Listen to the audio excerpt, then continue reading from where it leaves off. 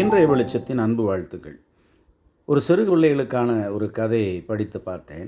அதில் பாம்பும் எறும்புகளும் பேசிக்கொள்கிறது. ஒரு எறும்பு புற்று, அந்த எறும்பு புற்றை நோக்கி ஒரு பாம்பு வருகிறது.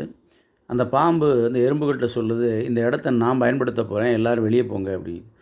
இது நாங்கள் கஷ்டப்பட்டு கட்டின இடம், நீங்கள் வராது அப்படின்னு சொல்லி எறும்புகள் சொல்லுது. ரொம்ப தம்மாத்துண்டு இருந்துக்கிட்டு நீ என்னை எதிர்த்து பேசுகிறியா, நான் மேலே விழுந்தேன் அப்படின்னா நீ செத்து போயிடுவ அப்படின்னு பாம்பு சொல்லுது. நாங்களும் சொல்கிறோம், நீ எங்களை எதுக்காத, மரியாதையாக போயிடு அப்படிங்குது. பாம்புக்கு ரொம்ப கோபம் வந்து அவைகள் மேல் விழும்படியாக வேகமாக போகுது. ஆனால் எல்லா எறும்புகளும் கூட்டமாக ஒன்று சேர்ந்து பாம்பை கடித்து குதற ஆரம்பித்தது. வேதனை தாங்காமல் பாம்பு அந்த இடத்தை விட்டே வெளியேறுது. சாதாரண எறும்புகள் என்று பெருமை பாராட்டின பாம்பு கடிபட்டு ஓடியது என்று சொல்லி பார்க்கிறோம். பலவானே, ஏன் பொல்லாப்பில் பெருமை பாராட்டுகிறாய் என்று வேதம் சொல்லுகிறது. அதே வேதம் சொல்லுகிறது, பெருமை உள்ளவர்களுக்கு தேவன் எதிர்த்து நிற்கிறார். வீண் பெருமை நம்மை சிறுமைப்படுத்தி போடும்.